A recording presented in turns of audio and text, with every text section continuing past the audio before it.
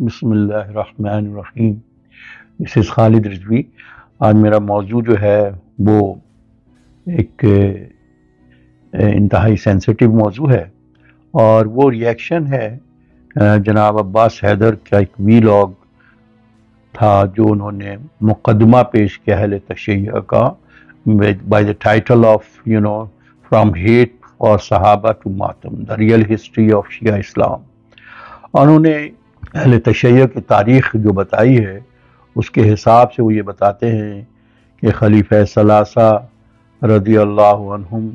اور ام المؤمنین حضرت عائشہ صدیقہ رضی اللہ عنہا پر تبرہ بازی گالم گلوچ کو انہوں نے جسٹیفائی کیا ہے. یہ شیعہ صحابہ کو خاص طور پہ حضرت ابو بکر، حضرت عمر، حضرت عثمان، جناب عائشہ، معاویہ ابن سفیان کو برا بھلا کہتے ہیں، تبرہ کرتے ہیں، ان پہ لعنت بھیجتے ہیں، اور اس میں کوئی ڈھکی چھپی بات نہیں ہے. تو وہ کرتے کیوں ہیں؟ تو پہلے تو یہ ایک یک رخی مقدمہ تھا ان کا، اور اس کی دوسرے کوئی مسد ڈائمنشن نہیں تھے جو کہ میں پیش کروں گا. تو یہ اخلاقاً اور قانوناً کسی بھی معاشرے میں اس کی اجازت نہیں ہوتی ہے کہ توہین مذہب کیا جائے. تو یہ اس طرح کا مواد یاسر حبیب نے the lady of the heaven کر کے 2021 میں جو فلم اس نے ریلیز کی تھی اور 5 دن کے بعد وہ بند کرنا پڑا، وہ یہی مواد تھا. اور اس کے لیکن اس میں سنی علماء کے ساتھ شیعہ علماء نے بھی ساتھ دیا تھا کہ اس سے آپس میں تفریق اور نفرت اور یہ مسلمانوں کے درمیان، دونوں فرقوں کے درمیان بڑھ جائے گا. اور 1 لاکھ کے لوگوں کا پروٹیسٹ بھی اس فلم کے خلاف، دا لیڈی آف ہیون کے خلاف ہوا تھا. یاسر حبیب خود اس کا چینل ہے جو رافدی کے نام سے بھی ہے، اور وہ فخراً اپنے آپ کو روافد میں لے کے آتا ہے. تو اس کے علاوہ اب آپ دیکھیں کہ اس فلم کے اوپر تقریباً $15 ملین کا خرچ ہوا ہے، اور کہا جاتا ہے کہ یاسر حبیب جو ہے MI6 کا ایجنٹ ہے. بہرحال یہ تو ہم اس کو اس سے نہیں کہہ سکتے، لیکن کہا جاتا ہے. اسلام شائستگی اور امن اور بھائی چارہ کا مذہب ہے، لیکن آپس میں ہی اگر اس طرح کی چیزیں پیش کر کے اور مقصد ہے کہ جس سے تو اس دراڑیں ڈالنے کا منصوبہ ہے، ایک کانسپریسی ہے. لیکن شکر ہے 14 صدیوں کے بعد ہمارے کچھ شیعہ علماء، اثنا عشری کے علماء کو انہوں نے یہ انیشیٹو لیا اور ایک اس کو باضابطہ، جیسے آیت اللہ امام خامنائی ہیں، انہوں نے یہ فرمایا کہ اہل سنت کے مقدسات کی توہین شرعاً حرام ہے. آیت اللہ شیرازی نے بھی یہی فرمایا کہ یہ مسلمانوں میں آپس میں تفرقہ ڈالنے والی بات ہے. اسی طرح آیت اللہ سستانی نے بھی اس طرح کے گالم گلوچ اور تبرہ بازی کی مخالفت کی ہے. علامہ جواد نقوی تو اکثر یہ کہتے رہتے ہیں اس بات پہ، ان کا کافی پازیٹیو اپروچ ہے. اب ہم بتا دیں کہ امام زید رحمۃ اللہ علیہ کو جو شہید کیا ہے، جسے زید شہید بھی کہتے ہیں، اور زیدیہ فرقہ انہی سے ہے. اور ان کو بھی جو کوفے کے لوگوں نے جو وہ بنیادی طور پر مختاریہ فرقے سے تعلق تھا، اور انہوں نے ویسے ہی دھوکہ دیا جیسے امام حسین رضی اللہ تعالیٰ عنہ کو کوفیوں نے دیا تھا. اور جس وقت کہ وہ بنو امیہ کے خلاف خروج کیا انہوں نے، اور اس وقت اس خروج میں امام ابو حنیفہ بھی ان کے ساتھ تھے، لیکن اس جہاد میں حصہ نہیں لیا، لیکن مالی طور پر ان کی مدد کی اور وہ ان کے حق ہونے کی دلیل پیش کرتے تھے. اور ان کو عین موقع کے اوپر جب جو انہوں نے بیعت کیا کہ ان کا ساتھ دینے کے لیے، اور انہوں نے ان کو دھوکہ دے دیا، اور وہ پھر شہید ہو گئے امام زید. اور اسی سے زیدیہ فرقہ ہے جو کہ زید بن علی یعنی زین العابدین کے بیٹا تو یہ امامت اس کے بعد سے ان کی جو کافی ماڈریٹ اس معاملے میں، وہ سنی فرقے سے کافی ماڈریٹ ہیں، اور یہ گالم گلوچ اور اس کی وجہ یہ بتاتے ہیں کہ اس وقت انہوں نے ساتھ اس لیے نہیں دیا تھا کہ وہ امام زید رحمۃ اللہ علیہ کو وہ یہ کہتے تھے کہ آپ اس چیز سے منع کیوں کرتے ہیں کہ ہم شیخین یا ان کو اگر گالم گلوچ یا تبرہ بازی نہ کریں، تو جس کی وجہ کر ہم نے چھوڑ دیا۔ اسی وقت سے لفظ روافد کا ہے، یعنی چھوڑنے والے۔ تو یہ تو میں نے ایک چھوٹی سی تھوڑی ہسٹری بیان کی ہے۔ اب ہم آتے ہیں کہ یہ جو مواد ہے وہ کہاں سے آ رہا ہے۔ یہ مواد دراصل آ رہا ہے، کتاب ہے سلیم بن قیس الہلالی جو سیکٹرنزم کو فیول کرتا ہے۔ اب اس کی آتھینٹسٹی کیا ہے اس کتاب کی، تو ہم اس کو علاماؤں سے جو ہمارے بہت سارے ان کو کوٹ کرتا ہوں۔ الشیخ المفید رحمۃ اللہ علیہ، انریلائبل بک اس کو کہتے ہیں، اٹیک آن فاطمہ الزہرا، جو حضرت فاطمہ الزہرا رضی اللہ تعالیٰ عنہ پہ جو اٹیک کے جو پوری کہانی بیان کی ہے، ظلم کی داستان بیان کی گئی ہے، یہ انریلائبل بک ہے۔ اب ہم اور یہ دوسرے اب آتے ہیں ابان، یہ اس میں سول نیریٹر جو ہے وہ صرف اور صرف جو ہے وہ ابن ابی عیاش ہے۔ تو اس کے متعلق ایک ابن غزیری جو کہتے ہیں، انہوں نے بھی اس کو فورج کہا ہے، جعلی کہا ہے۔ علامہ سیستانی نے بھی chain is weak, about the chain is weak, اس پہ انہوں نے کہا چین اس کا کمزور ہے۔ اسی کتاب میں جو کتاب سلیم بن قیاس الہلالی کتاب، اس میں 13 امام بتائے گئے ہیں۔ اب آپ اس کی آتھینٹسٹی کا اندازہ لگائیں۔ نمبر 5 میں بتاتا ہوں، آیت اللہ الخوئی، انہوں نے بھی ریجیکٹ کیا ہے ایز نو آتھینٹک چین کہہ کے، تو ویک ٹرانسمیشن ہے اس کی۔ اس کے علاوہ اوریجنل بک از کرپٹڈ، اس میں وہ یہ تو کہتے ہیں کہ مشہور و معروف ہے، یعنی آیت اللہ الخوئی، لیکن وہ یہ نہیں کہتے ہیں کہ آتھینٹک کا لفظ نہیں استعمال کرتے ہیں، پاپولر ہے۔ اچھا، تو اب ہم دیکھتے ہیں کہ یہ بک جو ہے، بک پالوٹیڈ ایک قسم کے لائک اے بائبل۔ اب اس کے ایک علامہ شرف الدین بلتستانی وہ یہ کہتے ہیں کہ یہ مجہول ہے، ایک پین نیم ہے جو تو آیت اللہ عظمیٰ حسین فصل اللہ یہ کہتے ہیں، وہ بھی کنڈیم کرتے ہیں۔ اسی طرح احمد الکاتب جو کہ اب 30 اسکالرز رہے میں 30 کتابیں لکھی انہوں نے، اب وہ اپنے آپ کو سنی مسلمان کہتے ہیں۔ تو وہ کہتے ہیں کہ یہ موضوع ہے، گڑھی ہوئی ساری داستان ہے مظالم میں فاطمہ رضی اللہ تعالیٰ عنہ، فیبریکیٹڈ ہے۔ محمد باقر بہبودی وہ اسے کہتے ہیں پین نیم ہے، اور یہ غالی ہے۔ علامہ بہبودی، پھر علامہ بہبودی جو ہیں وہ صحیح الکافی میں وہ بھی اس کو کنڈیم کرتے ہیں۔ Further this book was not known to any Shia during time of 11th امام 260 سے 329 تک، اٹ از فیبریکیٹڈ۔ اس دوران 11 امام تک میں تو اس کی کوئی بات ہی نہیں تھی، یہ 200-300 سال کے بعد یہ گڑھی گئی، اور اس طرح سے تو میں نے یہ سارے جو علماء ہیں ان کا میں نے کوٹ کیا ہے کہ وہ بھی اس کتاب کو کہ فیبریکیشن یا من گھڑت کہانیوں کو کنڈیم کرتے ہیں اور ایکسیپٹ نہیں کرتے ہیں۔ تو یہ ایک کانسپریسی تھیوری ہے جو اس کتاب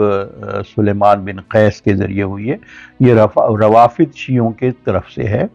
اور اب ہم ایسا کرتے ہیں کہ جہاں تک رہی بات کہ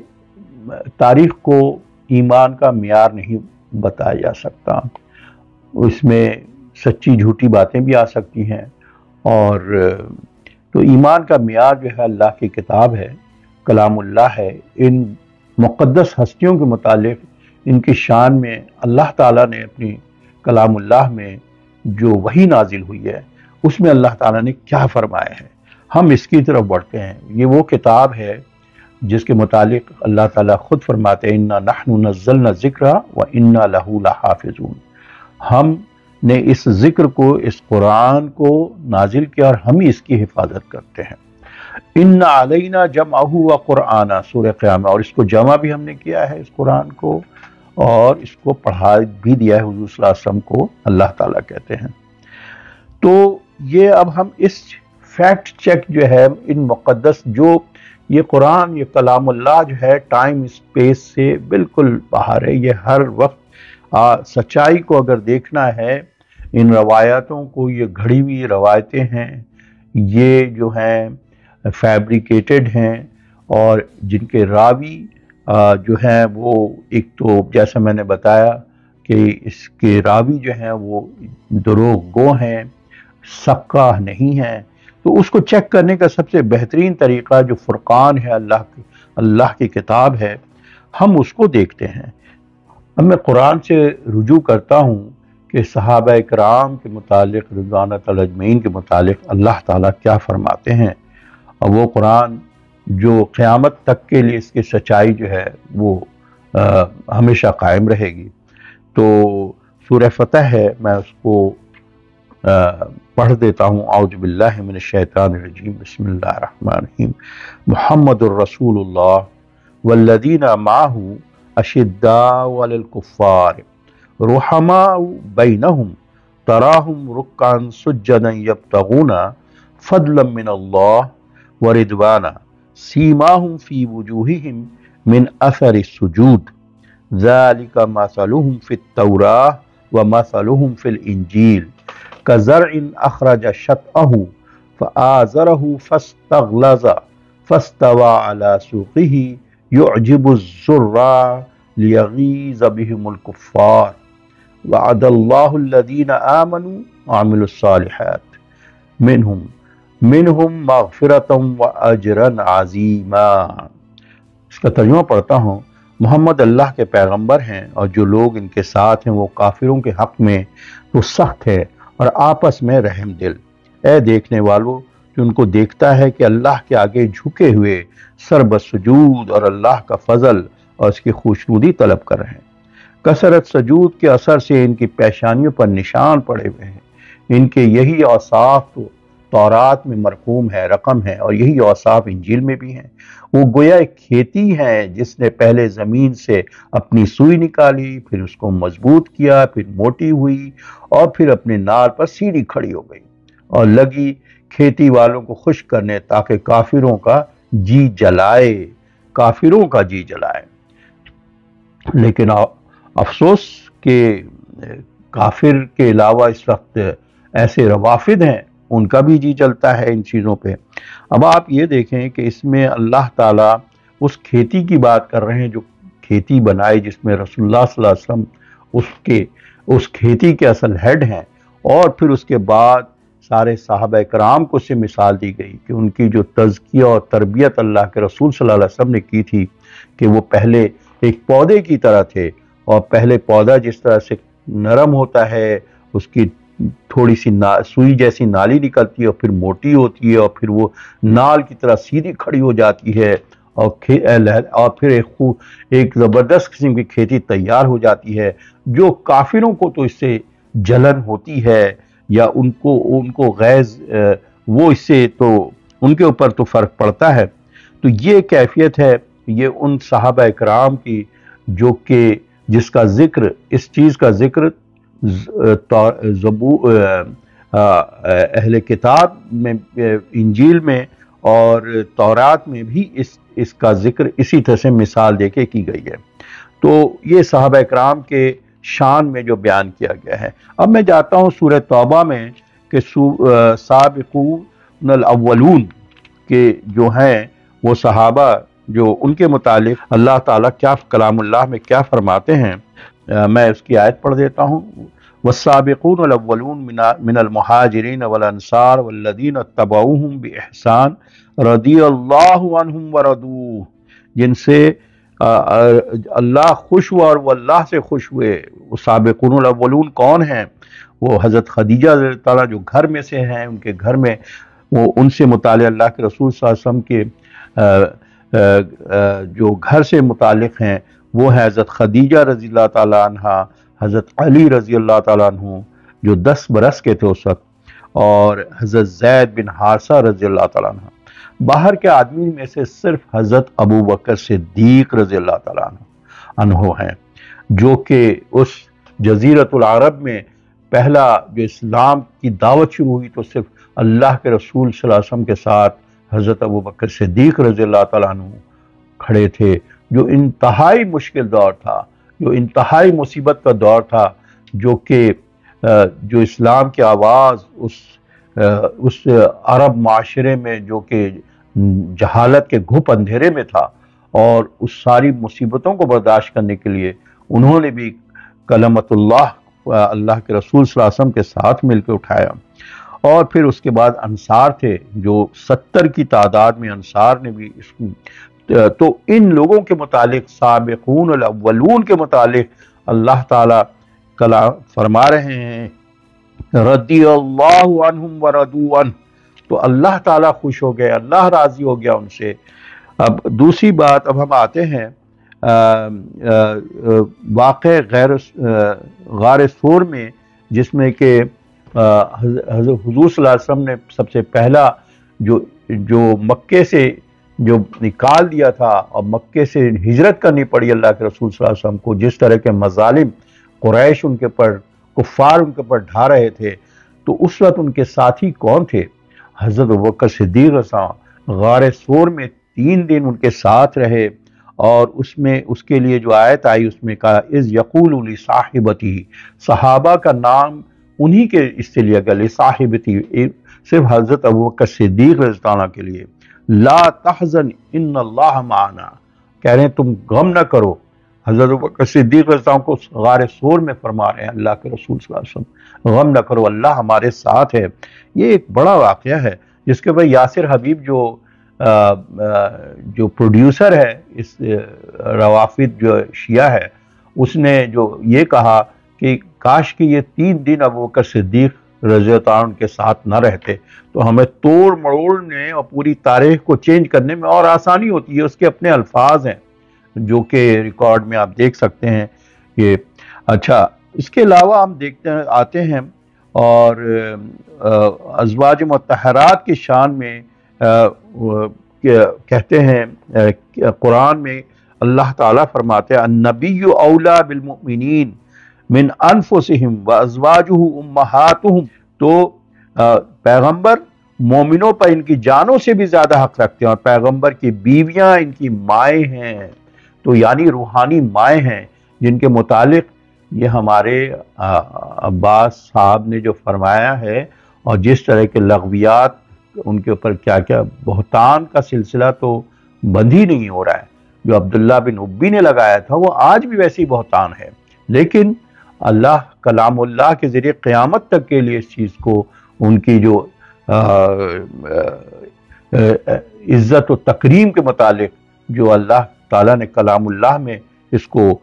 ہمیشہ کے لیے ثبت کر دیا ہے۔ اب میں جاتا ہوں کہ برات کی ایک آیت ہے جو حضرت عائشہ صدیقہ تعالیٰ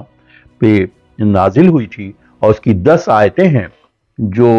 ان کے اوپر الزام یا ان کے اوپر تہمت، جسے سبحانک بہتان عظیم کہا اللہ تعالیٰ نے، اور 10 آیتیں نازل کی ہیں اللہ تعالیٰ نے جو قیامت تک رہیں گی۔ یہ 10 آیتیں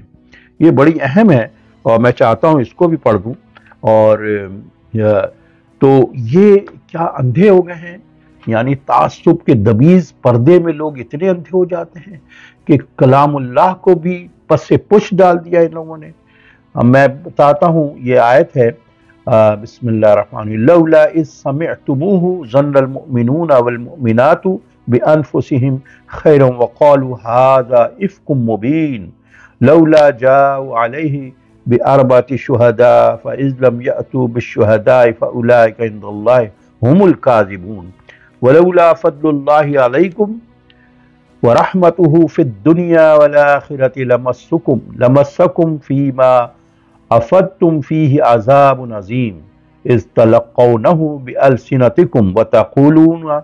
بِأَفْوَاهِكُمْ مَا لَيْسَ لَكُمْ بِهِ عِلْمٌ وَتَحْسَبُونَهُ هَيِّنًا وَهُوَ عِندَ اللَّهِ عَظِيمٌ وَلَوْلَا إِذْ سَمِعْتُمُوهُ قُلْتُمْ مَا يَكُونُ لَنَا أَن نَتَكَلَّمَ بِهَذَا سُبْحَانَكَ هَذَا بُهْتَانٌ عَظِيمٌ يعظكم الله أن تعودوا لمثله أبدا إن كنتم مؤمنين ويبين الله لكم الآيات والله عليم حكيم إن الذين يحبون أن تشيع الفاحشة في الذين آمنوا لهم عذاب عليم في الدنيا والآخرة والله يعلم وأنتم لا تعلمون ولولا فضل الله عليكم ورحمته وأن الله رؤوف رحيم يا أيها الذين آمنوا لا تتبعوا خطوات الشيطان ومن يتبع خطوات الشيطان فإنه يأمر بالفحشاء والمنكر ولولا فضل الله عليكم ورحمته ما زكى منكم من أحد أبدا ولكن الله يزكي من يشاء والله سميع عليم ولا يأتل أولو الفضل منكم والسعة أن يؤتوا أولي القربى والمساكين والمهاجرين في سبيل الله وليعفوا وليصفحوا ألا تحبون أن يغفر الله لكم والله غفور رحيم۔ اس کا ترجمہ میں جلدی سے پڑھ دیتا ہوں آپ لوگوں کو کے لیے ساتھ ساتھ۔ مسلمان یہ ہے ظاہر ہے سورہ نور کی آیت 11 سے 22 تک کی ہے، اور یہ ترجمہ بھی مولانا ابوالکلام آزاد کے ترجمان القرآن سے پڑھ رہا ہوں میں۔ مسلمانوں، جب تم نے ایسی نالائق بات سنی تھی تو کیوں یہ بات بھول گئے کہ مومن مردوں اور عورتوں کو ایک دوسرے کے لیے ہمیشہ نیک گمان رکھنا چاہیے۔ یہ بڑا ہائی لائٹ ہے، نصیحت ہے اللہ تعالیٰ کی طرف سے کہ ہمیشہ نیک گمان رکھنا چاہیے۔ کیوں تم نہ بول اٹھے کہ یہ تو سری گھڑی ہوئی جھوٹی بات ہے، تو مہلتوں پر مہلتیں دیتا ہے اور آخرت میں اس کی رحمت بخشنے والی ہے، تو جس بات کے پیچھے تم پڑ گئے اس کی وجہ سے ضرور تم کوئی سخت عذاب آ لگتا ہے۔ تم یہ بات بے سوچے سمجھے ایک دوسرے سے نقل کرنے لگے، تو تم اپنے منہ سے ایسی باتیں نکالنے لگے جس کے لیے تمہارے پاس کوئی علم نہ تھا۔ تم نے اسے ایک ہلکی سی بات سمجھا، حالانکہ اللہ تعالیٰ کے نزدیک بہت بڑی بات، بہت سخت بات ہے یہ۔ جب تم نے ایسی نالائق بات سنی تھی تو کیوں نہ بول اٹھے؟ ہمیں زیبا نہیں دیتا کہ ایسی بات منہ سے نکالے۔ خدایا تیرے لیے پاکی ہو، یہ تو بہت بڑا ہی سخت بہتان ہے۔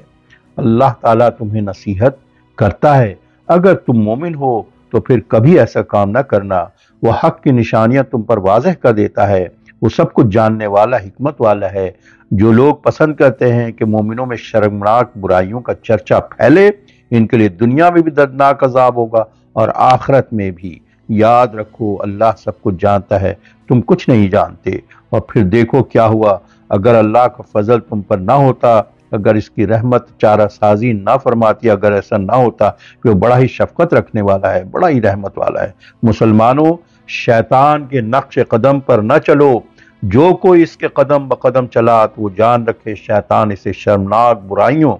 اور ناپسندیدہ کاموں کی طرف چلائے گا۔ اور اگر تم پر اللہ کا فضل نہ ہوتا اور اس کی رحمت تمہیں اپنے سائے میں نہ لیتی تو تم ایک آدمی بھی ایسا تم میں نہ نکلتا جو کسی حال میں بھی پاک صاف ہو سکتا، مگر ہاں اللہ جسے چاہتا ہے پاک کر دیتا ہے۔ وہ سب کچھ سننے والا، سب کچھ جاننے والا ہے۔ اور دیکھو تم جو لوگ بزرگی رکھنے والے ہو اور صاحب قدرت ہو، وہ ایسا نہ کریں کہ رشتہ داروں، مسکینوں اور راہ خدا میں ہجرت کرنے والوں کی مدد سے اپنا ہاتھ کھینچ لے۔ انہیں چاہیے کہ ان کے قصور بخش دیں، ان کی کوتاہیوں سے درگزر کریں۔ کیا تم نہیں چاہتے کہ اللہ تمہارے قصور بخش دے؟ اللہ تو بڑا ہی بخشنے والا اور رحمت والا ہے۔ اس واقعے کو میں جو تھوڑا سا اس کی سٹوری بتا دیتا ہوں جو حضرت عائشہ صدیقہ بیان فرماتی ہیں کہ حضرت صلی اللہ علیہ وسلم جب کسی مہم پر جاتے تو قرآن اندازی سے فیصلہ فرماتے کہ آپ صلی اللہ علیہ وسلم کی بیویوں میں سے کون آپ صلی اللہ علیہ وسلم کے ساتھ جائے۔ چنانچہ غزوہ بنی المستقلق کی مہم کے موقع پر قرے میں میرا نام نکلا اور میں آپ صلی اللہ علیہ وسلم کے ساتھ چلی گئی۔ واپسی پر جب ہم نے مدینہ کہ قریب ایک مقام پر پڑاؤ کیا اور رات کے آخری حصے میں جب لشکر نے کوچ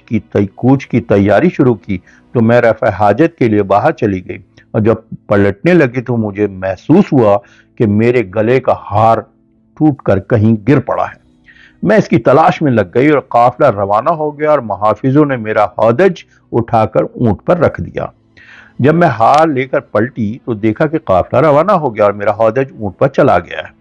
میں ناچار کپڑا اوڑھ کر وہیں لیٹ گئی اور سوچا کہ آگے چل کر جب مجھے نہ پائیں گے تو میری تلاش میں خود ہی واپس آ جائیں گے۔ اسی حالت میں مجھے نیند آ گئی۔ صبح کے وقت صفوان بن معطل سلمہ رضی اللہ عنہ وہاں سے گزرے اور مجھے دیکھتے ہی پہچان گئے،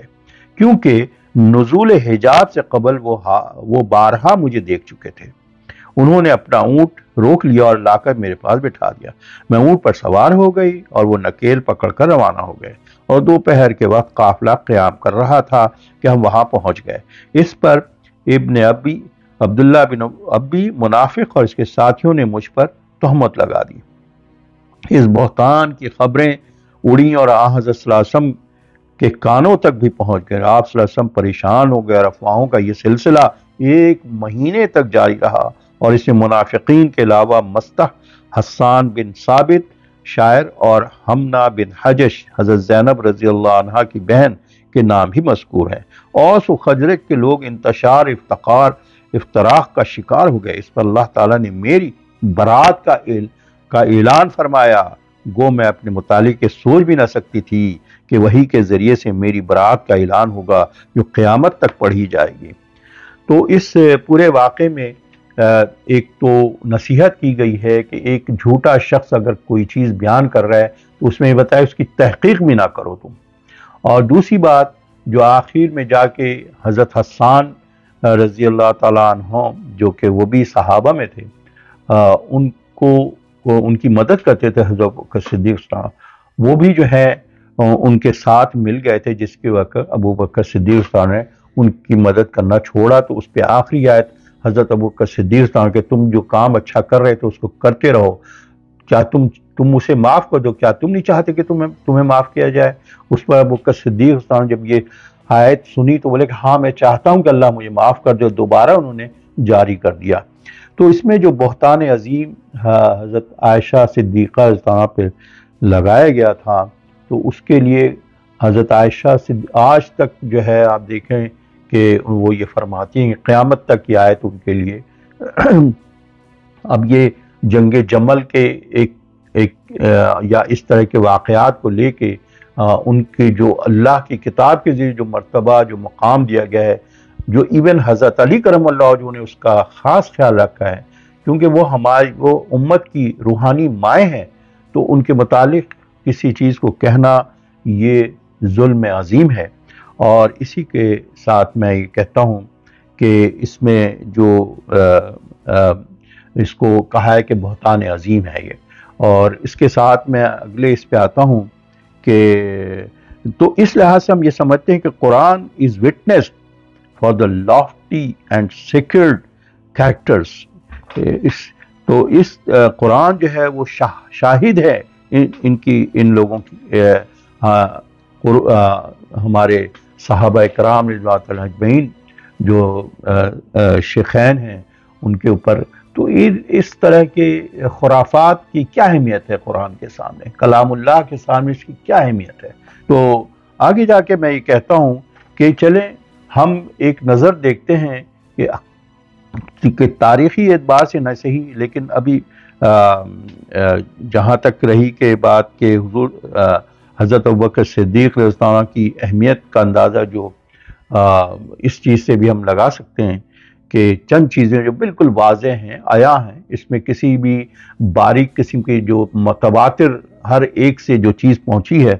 جو ہے امامت آخری وقت میں وفات سے پہلے اللہ کے رسول صلی اللہ علیہ وسلم نے جب اس دنیا سے مسجد پردہ فرمانے سے پہلے 17 نمازیں انہوں نے پڑھانے کے لیے حضرت ابوبکر صدیق رضی اللہ عنہ کو آگے کیا ہے۔ اس کے علاوہ جو تقریباً 2 یا 2.5 سال انہوں نے خلافت کی، اس کے اندر جھوٹے نبی کے اوپر بھی انہوں نے جہاد کیا اور اس کو کچل دیا، اور پھر اس کے علاوہ جو زکوٰۃ نہیں دینے والے تھے، اور پھر جو اس وقت ایک فتنہ پھیل رہا تھا حضور اکرم صلی اللہ علیہ وسلم کی وفات کی وجہ کر اس کو ٹھنڈا کیا اور نظم و ضبط کو قائم کیا، جو انتہائی چیلنجنگ تھا اس وقت۔ اور اس کے بعد اگر ہم دیکھتے ہیں تو اس نظام کا جو اسلام جو ہے ایک نظام کی شکل میں بھرپور طریقے سے نظر آتا ہے، وہ حضرت عمر بن خطاب رضی اللہ عنہ کے وقت میں جو 10 سالہ دور جو ان کا گزرا ہے، جس میں انہوں نے آپ دیکھیں کہ سب سے پہلے ان عظیم ہستیوں کی کہ جس کے متعلق آج کی دنیا اتنی بہت پرانی بات نہیں ہے، جو کہ اگر آپ غیر مسلموں سے بھی پوچھیں تو وہ بھی ان کو کوٹ کر رہے ہوتے ہیں، ابوبکر صدیق رضی اللہ عنہ کو، عمر بن خطاب رضی اللہ عنہ کو۔ مہاتما گاندھی اپنی جگہ جگہ پہ کہتے تھے کہ میں چاہتا ہوں کہ کیسا نظام قائم ہو جب انگریزوں سے آزادی کے بعد، کہ جو ابوبکر صدیق اور عمر بن خطاب جیسا نظام ہو، کیونکہ اسلام کو ایک نظام کی شکل میں ایک بہترین نظام، پولیٹیکل سوشل آرڈر جو اسلام کا تھا، وہ ایکسٹینڈ ہوا ہے نبوت سے خلافت کی طرف۔ وہ خلافت جو 30 سال کا جس میں پریڈکٹ کیا تھا اللہ کے رسول صلی اللہ علیہ وسلم نے، اور اس کے جو ثمرات نظر آئے ہیں، تو وہ عمر فاروق رضی اللہ عنہ کا کریکٹر، جس کے متعلق اس سورے میں جو رحمہ بینہم اشداء الکفار جو کہا گیا ہے، جس میں وہ اس فلسطین کو آزاد، یعنی اس وقت فلسطین کی چابی، یعنی فلسطین کا کنٹرول سنبھالنے کے لیے جو شورا بیٹھی تھی، تو حضرت علی کرم اللہ وجہہ نے مشورہ دیا کہ آپ جائیں، کیونکہ بیزنٹائن امپائر اس وقت بھی حملہ کر سکتا ہے، آپ کا جانا بہت اہم ہے۔ یہ باہم شیر و شکر تھے حضرت علی مرتضیٰ رضی اللہ تعالیٰ عنہ اور حضرت عمر بن خطاب، انہوں نے اپنے پیچھے میں، وہ جب فلسطین کی طرف آگے بڑھ رہے تھے، جب نکلے تو انہوں نے اس کا انچارج جو ہے وہ حوالے کیا، جس طرح کہ حضور صلی اللہ علیہ وسلم نے جنگ تبوک میں گئے تو حضرت علی کرم اللہ وجہہ کو دیا، اسی طرح سے دوبارہ انہوں نے عمر بن خطاب حضرت علی کرم اللہ وجہہ کو دیا اور خود چل پڑے۔ اور جب مدینے سے چلتے ہیں تو اونٹ پہ ہوتے ہیں، ایک اونٹ ہوتا ہے، یعنی آدھی دنیا کا جو سپر پاور اس وقت تھا، یعنی آدھی دنیا کا یعنی جس نے جو رقبہ ان کے کنٹرول میں آیا وہ الیگزینڈر دا گریٹ سے زیادہ بڑا کرنا تھا۔ یہی وجہ ہے کہ تاریخ ان کو عمر دا گریٹ کے نام سے یاد کرتی ہے۔ تو آپ دیکھیں کہ جب وہ اونٹ پہ جا رہے ہیں اور مدینے سے پیدل، اور جس میں ایک وقت میں ان کا غلام بیٹھتا ہے، دوسرے وقت میں وہ بیٹھتے ہیں، اور پھر اس کے بعد بیچ میں کیچڑ بھی آتا ہے، جب وہ اس مقام تک پہنچتے ہیں مسجد اقصیٰ کے قریب تک، تو اس وقت پیٹرک جو ہے، جو ان کا سارے اس میں غلغلہ مچ جاتا ہے کہ عمر بن خطاب آ گئے، لیکن غلام جو باری باری جب ایک دوسرے کے، اتنا ان کے پاس نہ پروٹوکول تھا نہ کچھ تھا، صرف ایک ہی اونٹ پہ وہ بیٹھتے تھے، ایک بیٹھتا تھا اور دوسرا، تو باری غلام کی تھی، اور وہ غلام یہ کہتا ہے کہ آپ بیٹھ جائیں کیونکہ لوگ بڑے بڑے وہاں ہوں گے، آپ کیسے امیر کس طرح بولے نہیں اب تمہاری باری، تم ہی بیٹھو گے۔ تو وہ حیران ہو جاتے ہیں کس حالت میں ہیں۔ حضرت ابو عبیدہ بن جراح رضی اللہ تعالیٰ عنہ جو اس فرنٹ پہ تھے، وہ یہ کہتے ہیں اے عمر آپ اپنا یہ کپڑا تو تبدیل کر لیں جو ظاہر ہے گرد و غبار، تو حضرت اور کتنے اس کے اوپر پیوند لگے ہوئے ہیں، تو حضرت عمر بن خطاب رضی اللہ عنہ فرماتے ہیں عمر تم یہ سمجھتے ہو کہ میری عزت اس کپڑے سے ہے؟ تو وہ من کان یرید العزت فللہ عزت جمیعا، میری عزت اس کپڑے سے نہیں ہے، میری عزت اسلام سے، کاش کے جذبہ ہمارے اندر ہو۔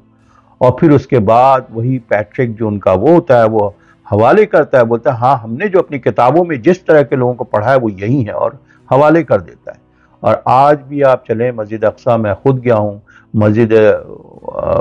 وہ آفر بھی کرتا ہے کہ چرچ میں، لیکن وہ باہر پڑھ لیتے ہیں اور پھر کچرے وچرے صاف کر دیتے ہیں۔ عمر بن خطاب کی مسجد ابھی بنی ہوئی ہے، اور وہ جو پیکٹ آف عمر ہے آج تک لگا ہوا ہے۔ اس کے لیے کوئی ضروری نہیں ہے کہ آپ تاریخ کھنگالیں، یہ بالکل واضح ہے اظہر من الشمس کی طرح کہ عمر بن خطاب. اور آج تو حال یہ ہے کہ غزہ میں کتنے بچے شہید ہو چکے ہیں, لاکھوں انسان ختم ہو گئے. کچھ لوگوں نے, کچھ تو ہمارے بھائیوں نے فرمایا کہ جی کچھ تو مست رہے اور کچھ نے بس بھڑکے ماری ہیں کہ ہم نے یہ کر رہے ہیں وہ کر رہے ہیں, اور پتہ چلا کچھ بھی نہیں کیا انہوں نے, اور لوگ وہاں شہید ہوتے چلے گئے, بچے شہید ہوتے گئے غزہ میں. اور دوسری طرف آپ دیکھیں کہ ایک طرف سیریا میں جو یزیدیت کی بات کرتے ہیں, نوحہ خانی بھی کرتے ہیں, سب کچھ کرتے ہیں, لیکن بشر الاسد جیسا یزید کوئی ہو سکتا تھا جس نے کہ مطلب ہے کہ ملینز آف لوگوں کو قتل عام کیا. تو اب اس کے اوپر اب آپ یہ دیکھیں کہ ہم عمل کی دنیا میں ہم حضرت علی کرم اللہ وجہہ کی بھی پیروی نہیں کر رہے ہیں, اہل بیت کی بھی پیروی نہیں کر رہے ہیں, یہ صرف ایک سیکٹیرین بن چکے ہیں قوم. تو ہم اسی کی طرف متوجہ کرتے ہیں کہ ہمیں عمل کی دنیا میں آنے کی اب ضرورت ہے, بجائے اس کے کہ ہم صرف ان کے نعرے کی بلند کریں. تو یہ صورتحال تھی عمر بن خطاب رضی اللہ عنہ کی کہ جنہوں نے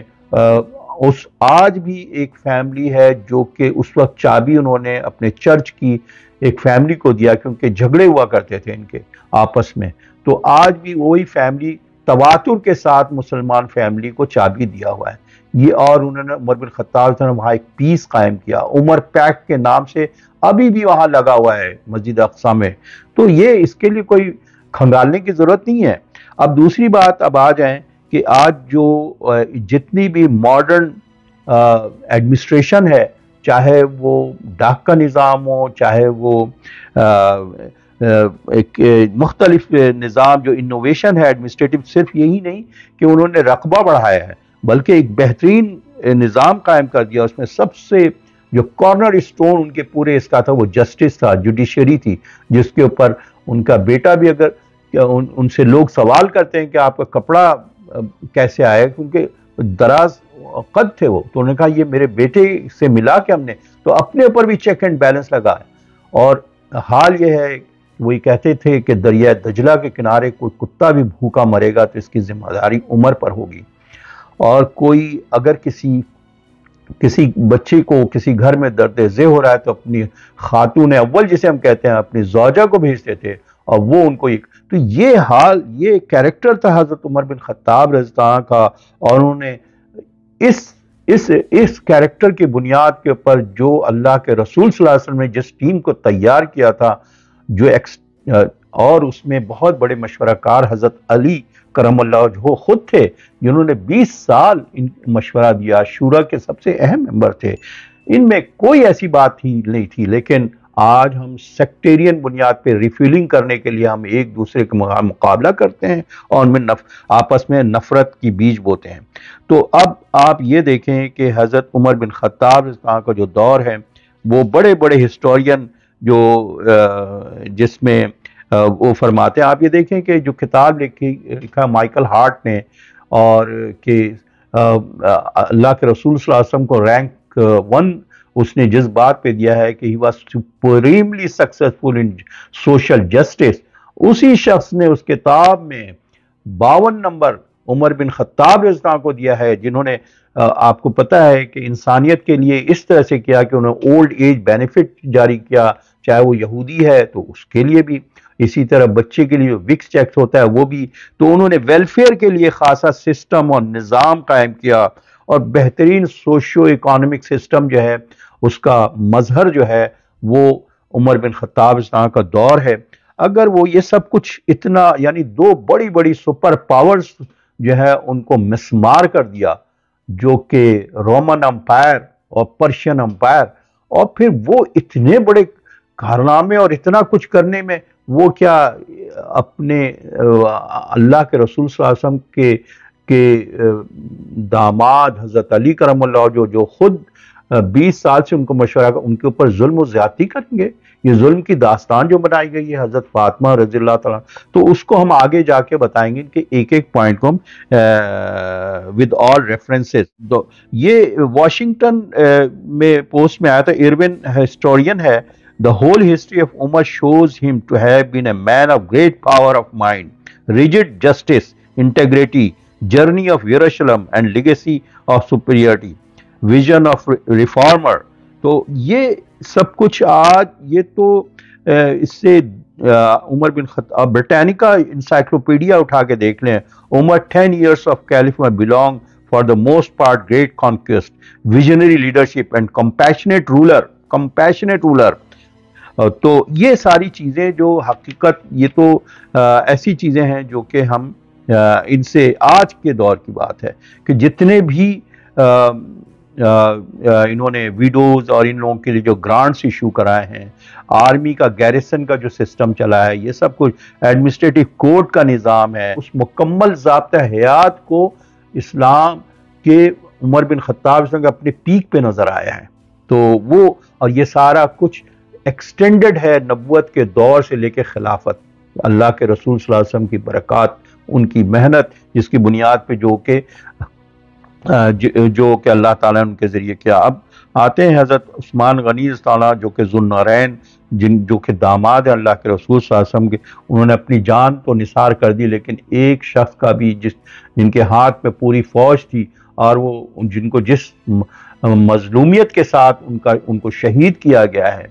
تو اس کے باوجود انہوں نے آرڈر نہیں دیا کہ میں نہیں چاہتا کہ کسی ایک مسلمان کا خون بھی جو ہے وہ میری وجہ کا گرے، اور اپنے آپ کو انتہائی دردناک طریقے سے ان کو قتل کیا گیا، جو کہ فتنے کا سبب بنا. اور یہ فتنہ عبداللہ بن ابن سبا سے شروع ہوا تھا، جو تاریخ بتاتی ہے، ایون جوش انسائکلوپیڈیا میں بھی دیکھا جا سکتا ہے.